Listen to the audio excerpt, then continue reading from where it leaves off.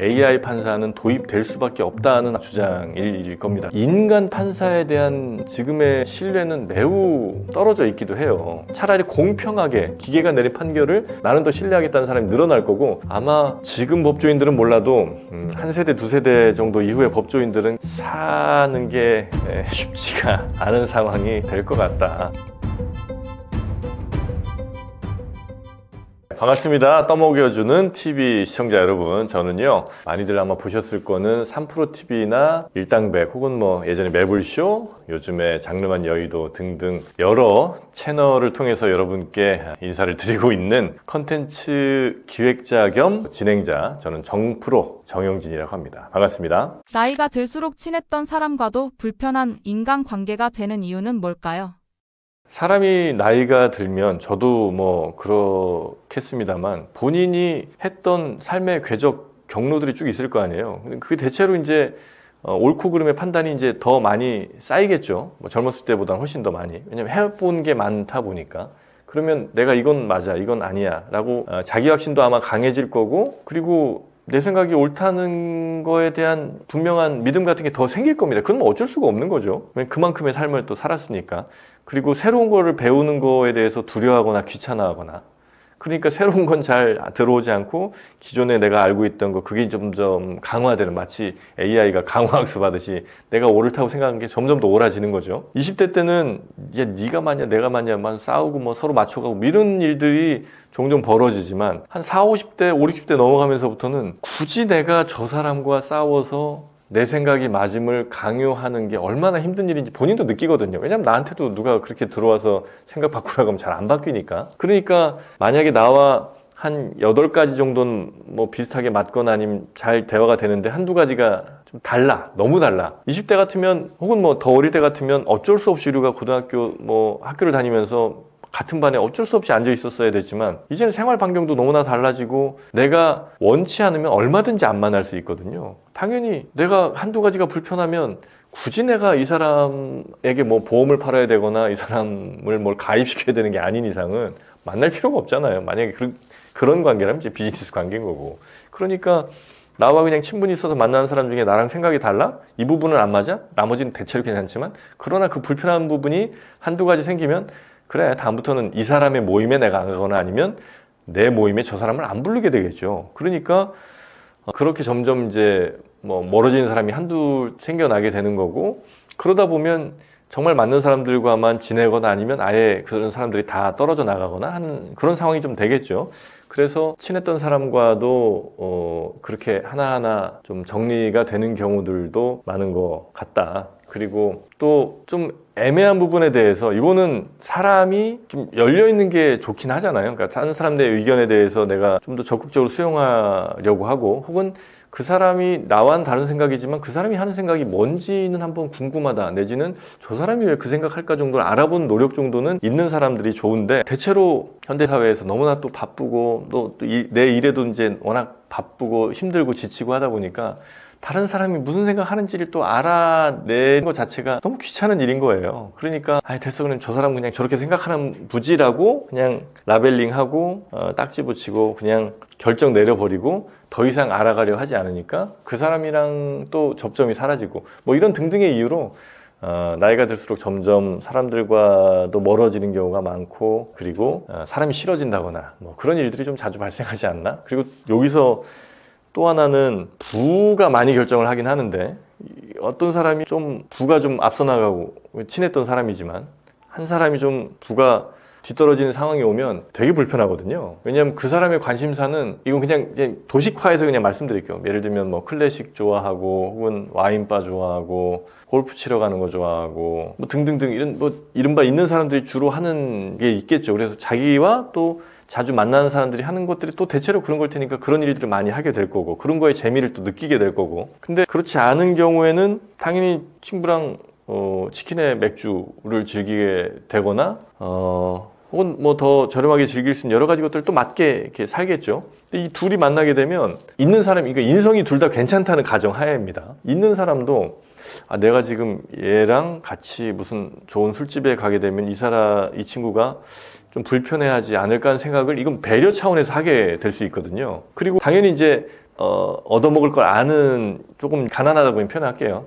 조금 가난한 사람이 당연히 그 비싼 집 가서 뭐 얻어먹으면 나도 뭔가를 해야 될 것 같은데 내가 해주는 게 과연 얘가 좋아하긴 하는 걸까 하는 그런 여러 부담들이 막 생긴단 말이죠. 그러니까 그런 경제적인 격차가 좀 벌어질 때도 사실 두 사람은 아무 문제가 없는 관계였음에도 불구하고 이런 경제적인 차이 때문에도 친해지기가 또 어려워요. 그러니까 친해지기 어려운 것들 조건들은 나이가 들어서 점점 많이 생겨나는데 가까워지기가 그래서 더 어려운 거죠. 맞는 사람들끼리 자꾸 이제 어울리게 되는 것이고 뭐 그런 메커니즘이 좀 작동한다고 봅니다. AI 판사가 도입되어야 하는 이유는 뭔가요? AI 판사가 도입됐으면 좋겠다가 아니고 AI 판사는 도입될 수밖에 없다는 아마 주장일 겁니다. 왜냐하면 인간 판사에 대한 지금의 신뢰는 매우 떨어져 있기도 해요. 물론 사실은 그 정도까지는 아니거든요. 지금 판사들이 되게 그렇게 뭐 몰상식한 판결하고 그런 건 아닌데 짧은 판결문 뭐 소식 뉴스만 보니까 야 저런 짓을 한 애가 어떻게 뭐 2년 만에 풀려난다고? 혹은 뭐 야, 어떻게 뭐 빵 한 조각 훔쳤는데 어떻게 저게 뭐 1년 6개월을 살아야 돼? 뭐 등등 이제 이런 뉴스들을 우리가 자주 보게 되잖아요. 근데 그거는 판결문 사실은 자세히 읽어보면 결코 그렇게 판결한 건 아님에도 불구하고 언론 보도에 짧게 뭐 몇 줄 이렇게 보면 되게 이제 분노하게 되죠. 어쨌든 이런 이유 등으로 해서 인간 판사에 대한 믿음은 굉장히 좀 줄어든 상황이고 그러면 AI 판사라는 건 결국 수많은 판결 내용들을 학습을 해서 지금까지 판사들이 내렸던 결론에 가장 근접하게 혹은 판사가 놓친 부분마저도 보완해가면서 내리는 결정들을 아마 하게 될 텐데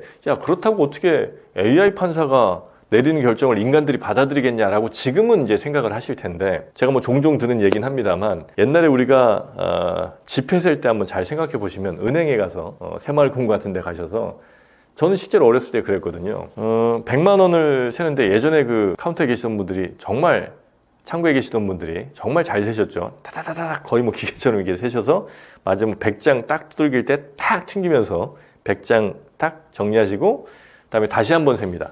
2번 샜는데 100장 맞으면 이건 틀림없이 100장이에요. 그러다가 개수기가 들어옵니다.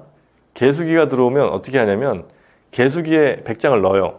트르륵 해서 이제 100장 딱 맞았죠? 그 다음에 다시 인간이 셉니다. 창구에 계신 분이 타라라락 세서 100장 딱 맞으면 그때 띠지 두르고 도장 빵 찍습니다.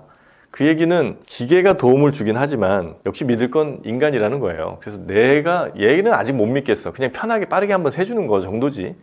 요 단계를 지나가면 내가 셌던 거를 기계한테 한번 확인해 봤습니다. 그리고 요 단계도 넘어가면 기계에 2번을 넣어요. 그러니까 기계가 2번 했으면 더 이상 할 필요가 없다는 거예요. 그럼 믿는 거죠. 기계에 그냥 의존하게 되는 거거든요.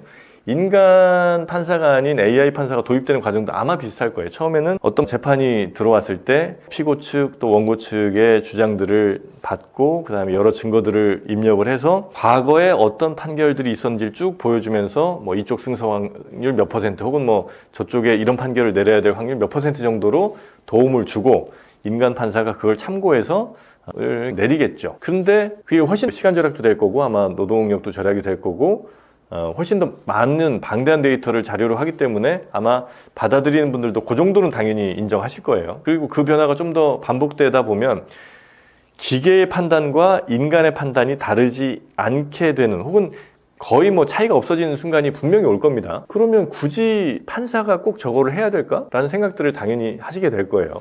그러면 아마도 AI 판사가 내리는 결론에 인간 판사는 그냥 도장 정도 찍는 역할로 전락을 하게 되거나 아니면 다른 AI 모델들로 서로 다른 판단을 받아보고 두 개가 일치하면 그냥 그 판결로 결정이 나는 그런 상황이 될 겁니다.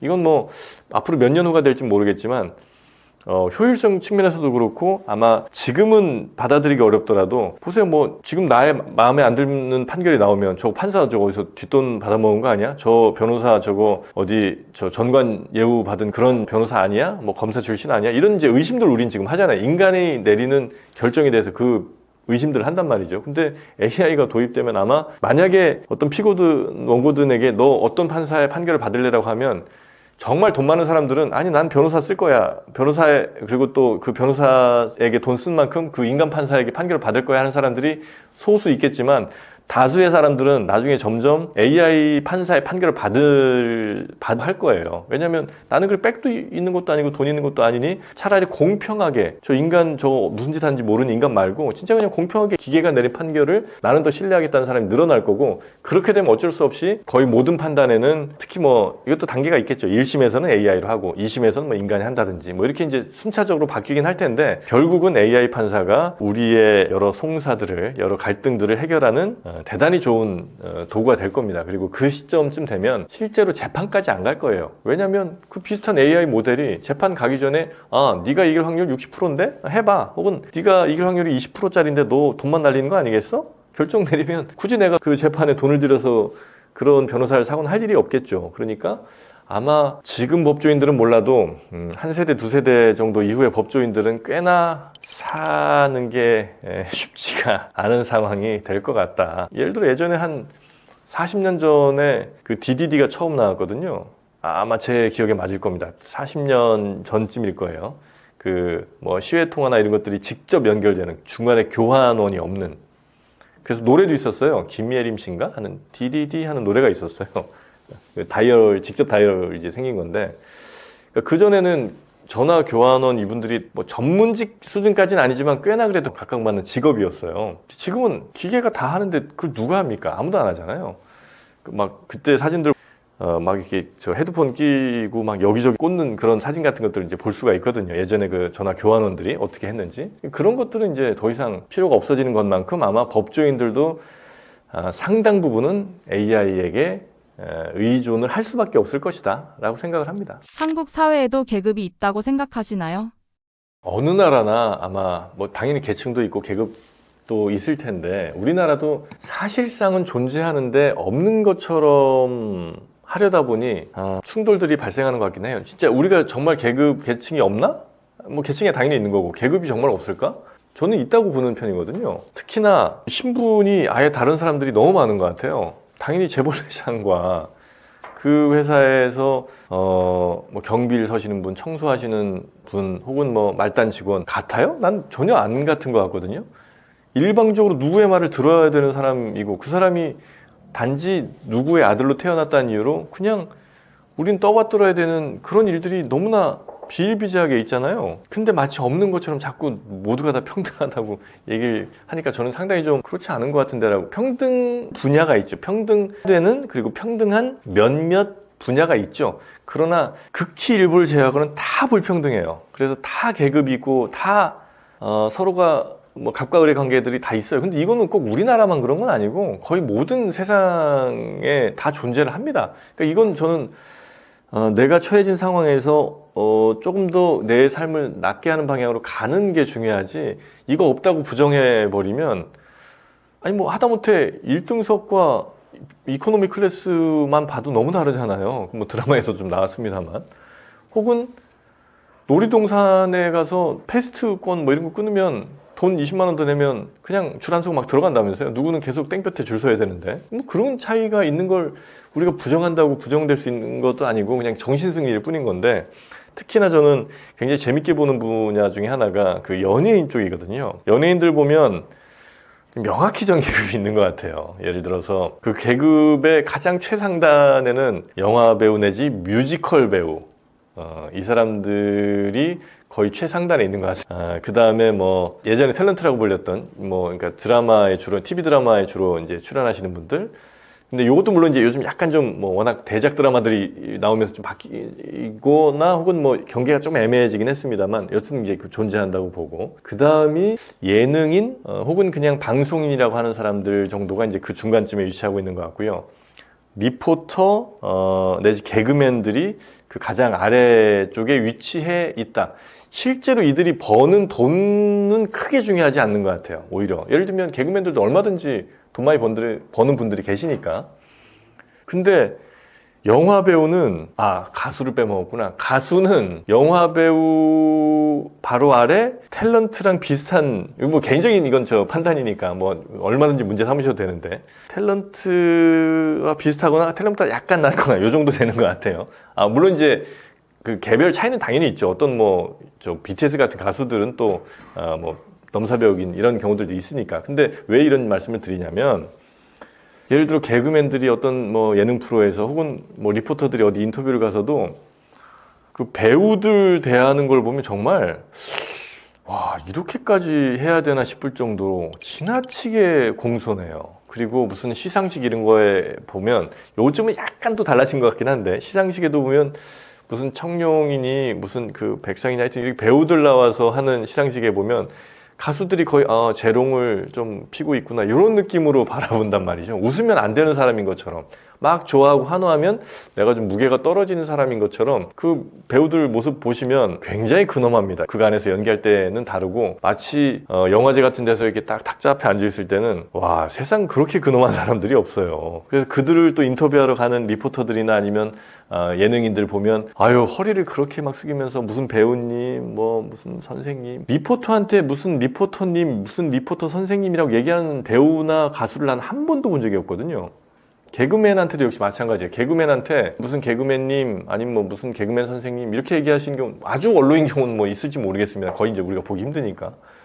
대체로 다 하대까지는 아니지만 그냥 편하게 얘기를 한단 말이죠. 왜 그렇게 해야 되는가? 그러니까 우리는 웃음에 대한 좀 하찮게 보는 게 일단 기본적으로 하나 좀 있는 것 같고요. 그래서 예전에 무슨 광대니 뭐 이런 식으로 표현하면서 남을 웃기는 사람을 되게 이 사회 여러 계층에서 가장 밑바닥인 물론 실제로 뭐 조선시대나 그럴 때는 그랬긴 했죠. 하지만 지금 뭐 그런 시대는 아닌데도 불구하고 그런 인식들이 여전히 좀 유교적인 사고가 남아 있어서인지 남을 웃기는 사람을 너무 하찮게 보는 거예요. 근데 사실 저 개인적으로는 남을 재밌게 웃기게 만들어주는 사람만큼 대단한 사람이 저는 없다고 생각을 하거든요.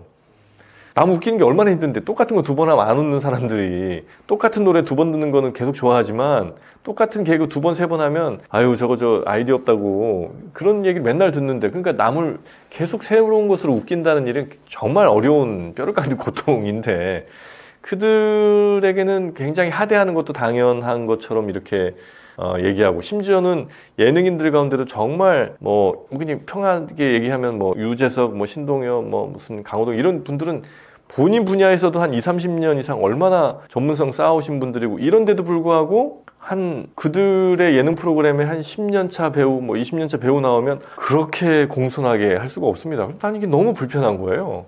그래서 이런 계급들은 과연 이게 정당한가? 차라리 뭐 돈으로 결정하자. 그럼 난 차라리 그건 받아들일 수도 있겠어. 근데 마치 그 사람들이 하는 일에 따라서 누구는 더 존귀한 사람이고 더 존귀한 존재들이고 누구는 더 하찮은 사람들이 돼야 된다는 거는 너무 저는 이건 좀 부조리하다. 안 그래도 지금 우리는 수많은 경제적 여건이나 뭐 신분 등으로 인해서 스트레스를 받는데 무슨 연예인들까지 이렇게 해야 되는가? 뭐 이런 거는 제가 좀 불만이 좀 있는 거고요. 처음에 잠깐 얘기를 했던 뭐 경제적인 거에 의한 차별 대우 이거는 이제 불편하게 보는 분들도 되게 많은 것 같고요. 어쩔 수 없는 거라고 생각하는 분들도 꽤 계신 것 같은데 약간 좀 불편할 수는 있겠습니다만 저는 어쩔 수 없다는 쪽에 서 있는 사람이거든요. 그거를 부정하다 보면 아마 우리가 우리가 지금 갖고 있는 체제인 자본주의라는 게 사실은 설 자리가 매우 좁아질 거라고 봐요. 그리고 굉장히 비효율적이 될 가능성이 좀 높고 뭐 효율이 그럼 최고냐? 누구 자존심 상하는 거 어떻게 할 거냐?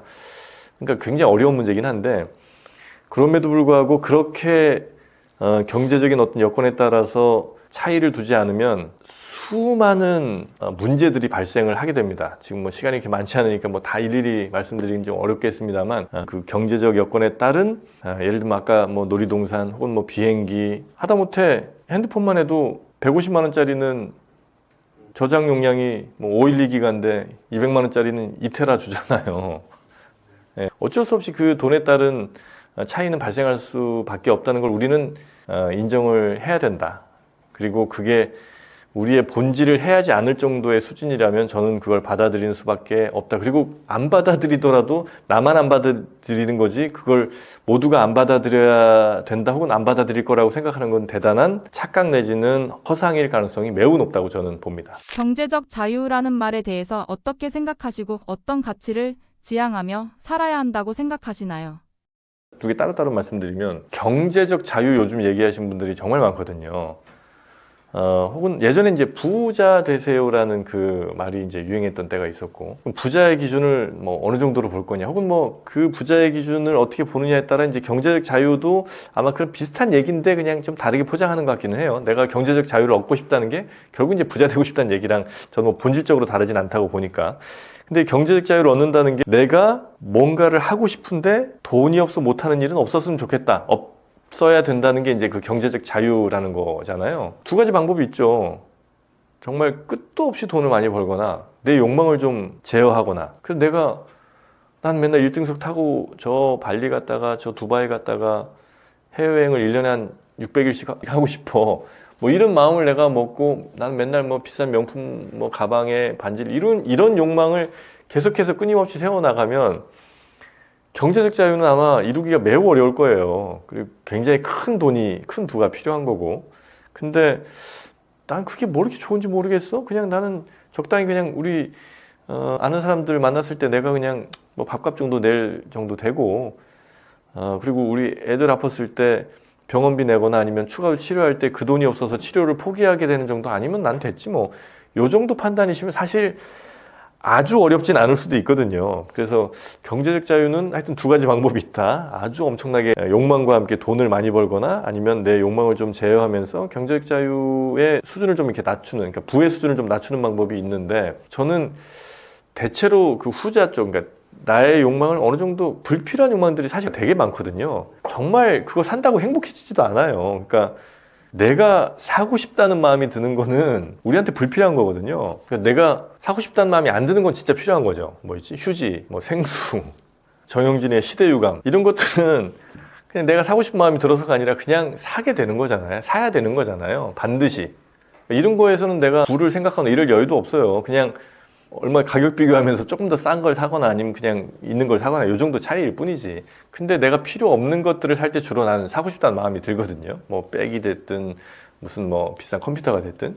그러니까 그 사고 싶은 마음을 좀 잘 컨트롤해서 내가 정말 사고 싶은 것 중에 아주 필요하지 않은 거에 대해서는 조금 이렇게 그 욕심을 버리는 것만 해도 저는 그렇게 많은 부가 이제 필요할 것 같진 않고, 그러면 이제 경제적 자유를 이루기는 훨씬 더 가까워지는 거죠. 물론 그럼에도 불구하고 필수적으로 이루어야 되는 어느 정도의 소득 정도 수준은 있겠죠. 가장 뭐 최소한의 수준은 있겠으나 그 이상의 것들은 우리가 또 너무 비교하기 좋아하고 또 우리가 관계 중심의 사회다 보니까 자꾸 뭐 잘 나가는 사람들 보면서 내가 이제 배 아파지고 내가 스스로 못나진 사람 같고 하는 건데, 굳이 그렇게까지 안 하셔도 경제적 자유는 뭐 어쩌면 이룰 수도 있다. 그리고 경제적 자유를 이루는 거, 부자가 되는 거는 제가 아주 좋아하는 분의 주장인데, 이거는 할 수 있느냐 없느냐의 문제가 아니고 선택의 문제다. 내가 부자 될래? 라고 선택하거나 아니면 부자보다는 그냥 다른 행복을 찾을래라고 선택하거나.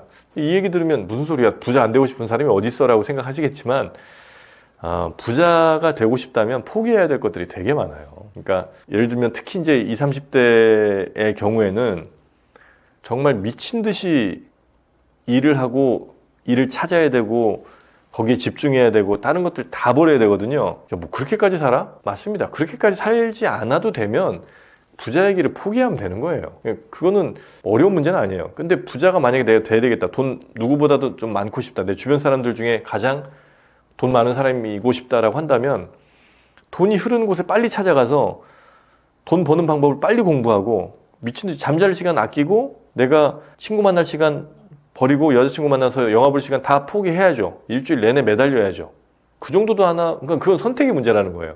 내가 이런 소소한 즐거움들을 포기하고 부자의 길을 갈 건지, 아니면 소소한 즐거움도 인생에 굉장히 중요한 건 사실이기도 하고, 그런 길을 선택해서 소소하게 행복하게 살거나 그 행복을 찾거나, 아니면 인생 나머지 다 필요 없어, 난 그냥 부자의 삶을 한번 살아볼래 라고 하면 정말 그 돈이 흐르는 곳을 빨리 찾아서, 어렵진 않거든요. 어딘지를 모르진 않아요. 다 공부하면 나오니까. 그래서 어떻게 하면 돈을 벌 수 있는지 빨리 공부하고, 그 중에 내가 돈 버는 뭐 한 100가지 방법이 있으면 그 중에 내가 제일 잘할 수 있는 것 1, 2, 3번 매겨갖고 빨리 해야죠. 미친 듯이. 다른 생각 다 버려야죠. 굉장히 불행하고 아마 어쩌면 그게 적성에 안 맞으면 정말 미쳐버릴 겁니다. 그러나 본인이 선택을 했다면, 부자로 살기로 선택을 했다면 해야죠.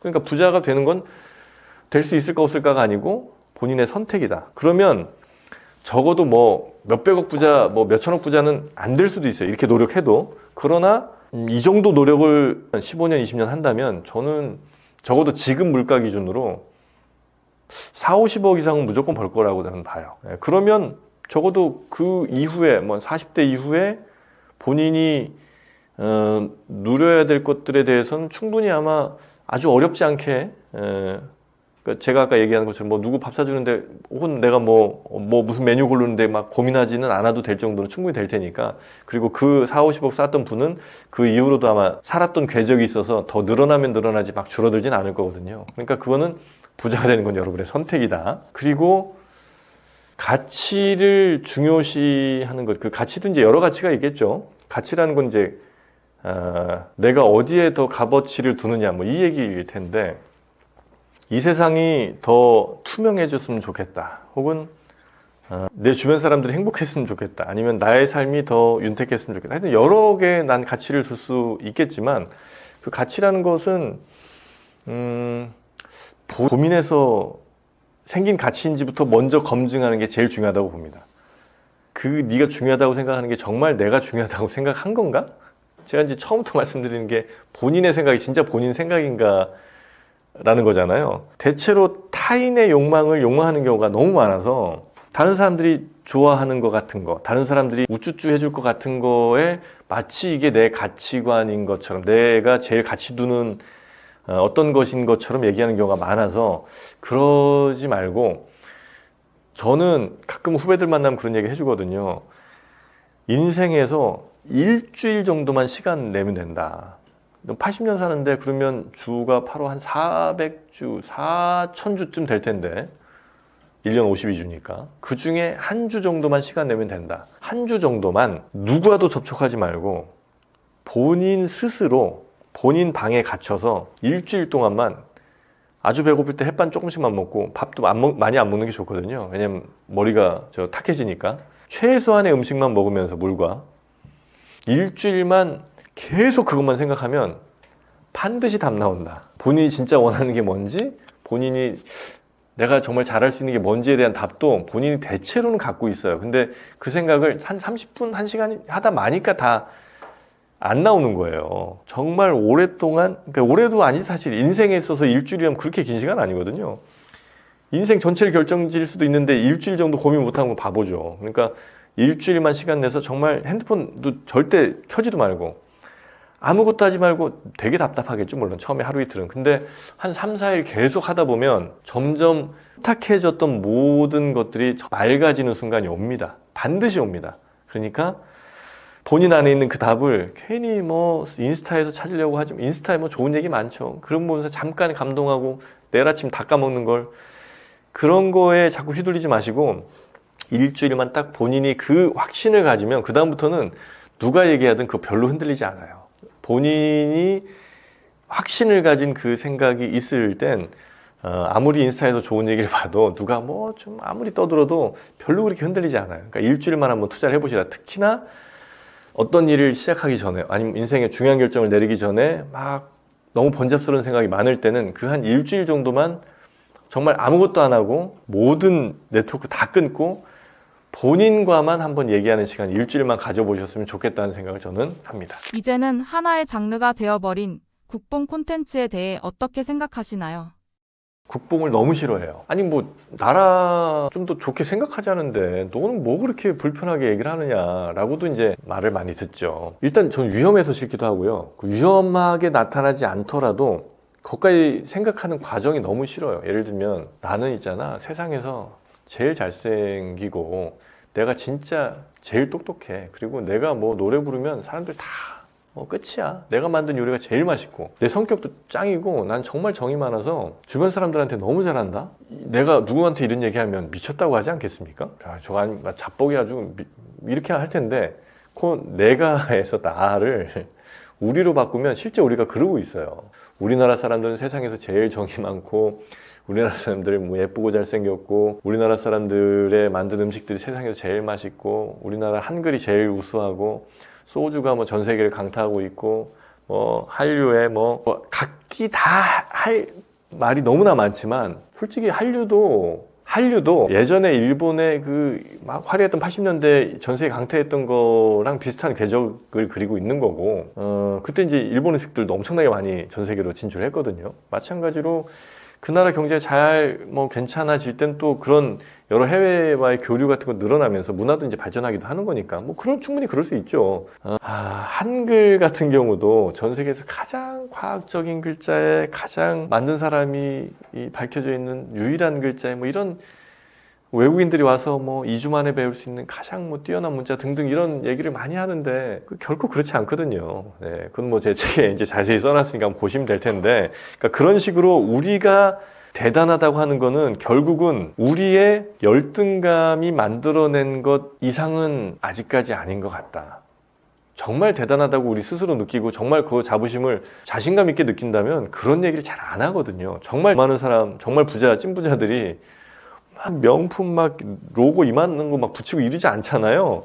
갑자기 졸부된 사람들, 갑자기 돈 좀 생긴 사람들이 막 무슨 슈퍼카 뭐 이런 거 하려고 그러지, 무슨 이재용이니 뭐 이부진 뭐 이런 그 사람들은 그런 거 잘 입지도 않거나 혹은 입더라도 그렇게 티나는 걸로 입질 않아요.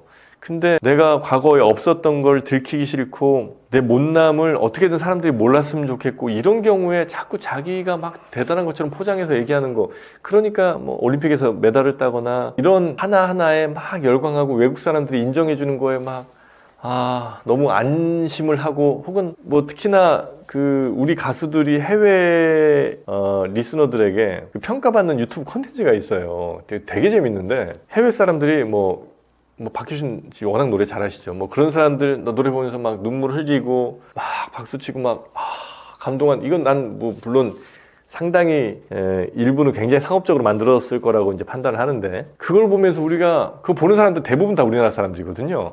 그러니까 외국 사람들이 우리나라 가수 인정해 주는 게 너무 좋은 거예요.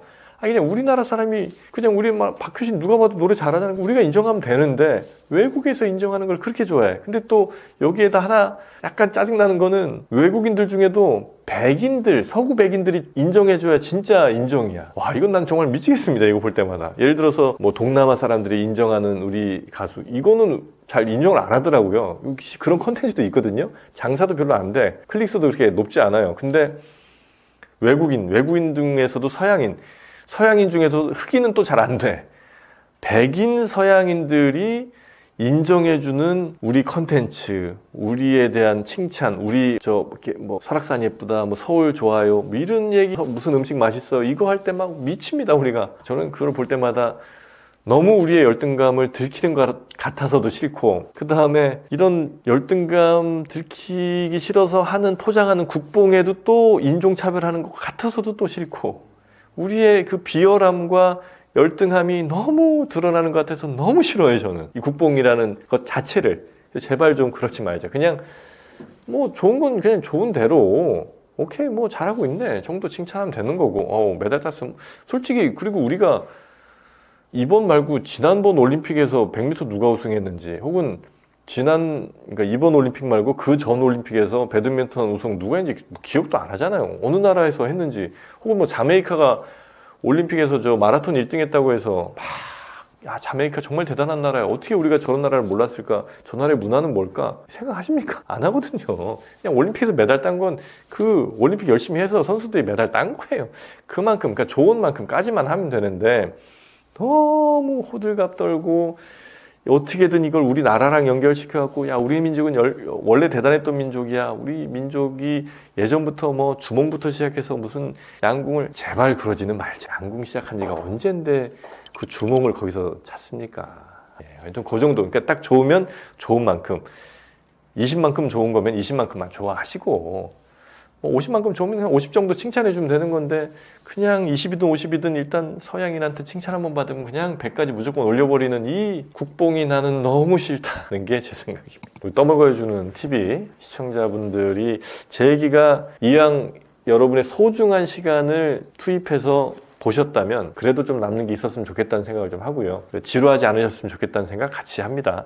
만약에 그러셨다면 아마 제가 입으로 떠드는 것보다는 이 글로 좀 정리해 놓은 게 여러분이 보실 때 훨씬 더 재미있고 아마 지루하지 않으실 거예요. 글로 정리할 때는 불필요한 얘기는 가능한 좀 줄이고, 그리고 우리 읽는 독자분들이 조금은 더 이해하기 편하시게 노력은 좀 했다고 저는 생각을 하거든요. 아마 이 글을 읽으시면 오늘 이야기하지 못했던 부분들도 꽤 있을 거고, 여러분이 생각하셨던 것에서 좀 불편했던 여러 질문들이나 주장들이 있을 겁니다. 그래서 여러분이 그 주장에 반박도 좀 많이 해주셨으면 좋겠고, 정말 쭉 다 읽었는데 너무 말도 안 되는 쓰레기다 라고 생각하면 저한테 인스타 DM을 주십시오. 환불해 드리겠습니다. 제가 물론 이제 예전에 잠깐 뭐 조금씩 쓴 건 있습니다만 제대로 제 생각을 담아낸 첫 책인 것 같은데요. 제 생각과 함께 여러분의 생각도 좀 같이 나눠주셨으면 좋겠고, 또 다양한 생각들이 좀 넘쳐나는 우리 사회가 됐으면 좋겠다는 생각을 끝으로 한번 가져보겠습니다. 함께해 주신 여러분 대단히 고맙습니다.